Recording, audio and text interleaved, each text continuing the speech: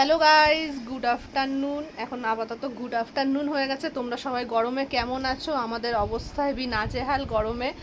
না রাত্রে ঘুমাতে পারছি, না ঠিক করে খাওয়া দাওয়ার খেতে পাচ্ছি। খুবই অবস্থা খারাপ, এতটাই গরম পড়েছে। তোমরা কেমন আছো গরমে জানিও কমেন্টে।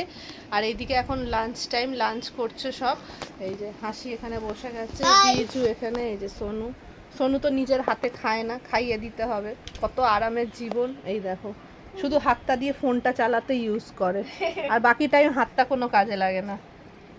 ফোন আর রিমোট চালানোর জন্য হাতটা ইউজ হয়। আর এদিকে এই যে রিজু হাসি খেতে বসেছে। এই যে খাওয়ার আগে একজন এক বোতল জল খেয়ে নিচ্ছে। আর এই যে সোনুর খাবার এখানে। আজকে রান্না হয়েছে মাছের ঝোল পাতলা করে ঝিঙে আলু দিয়ে। আর কিছু রান্না হয়নি, তেমন কিছু রান্না না করতে কারোর ইচ্ছা করছে এই গরমে রান্নাঘরে ঢুকে, না কারোর খেতে ইচ্ছা করছে, কারোর কিচ্ছু করতে ইচ্ছা করছে না, প্রচন্ড গরম পড়েছে।